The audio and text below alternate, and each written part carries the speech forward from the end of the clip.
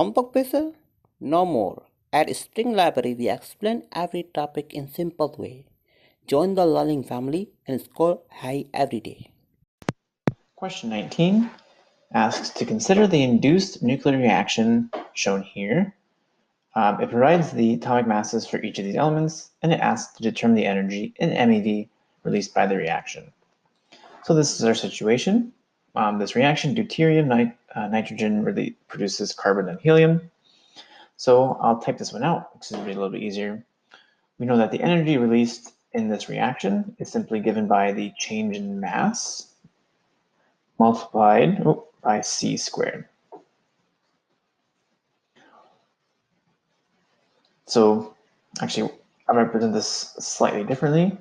We want to know, again, I did say the change in mass, so we should probably include change in mass, but also it's the absolute value of the difference in change in mass. So that just means sometimes you'll need energy to compute this reaction, other times you'll have energy produced in this scenario. So just to take that into account, we just take in terms of absolute value, and we have this expression. So in order to solve for this, we look at the masses on, let's just say, our reactant side, or our product side on the right-hand side. We take those masses, so we take, I'll write this out, so our delta mass we'll use is our mass of our final products minus our mass of our initial products. And of course, we take the absolute value of that just so we have a positive mass quantity.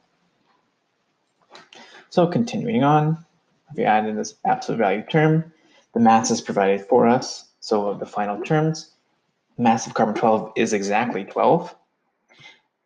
We can add in the mass of helium, which is again given to be 4.002603. We subtract off the terms on the left-hand side, so the mass of deuterium, 2.014102.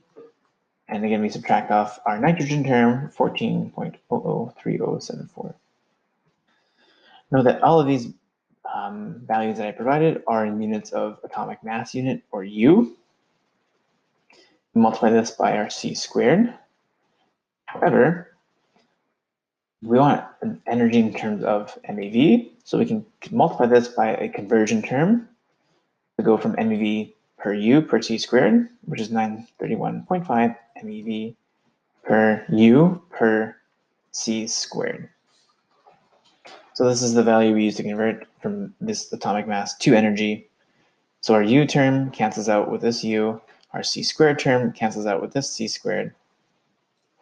What we're left with is simply just MeV. If I did this right, great. We perform this calculation and we find that the energy of this reaction is 13.6 MeV. Great that we found this based on the atomic masses that are given to us. If they're not given to us, they'll be found in the back of your textbook. In most cases, you can easily find them somewhere on the internet. So looking at these different change in masses for atomic mass unit U, we multiply that by our mass energy conversion factor, which I call it 931. Just maybe if my units aren't clear, 931.5 MeV per c squared per U, and that cancels out our c squared and our atomic mass unit. So there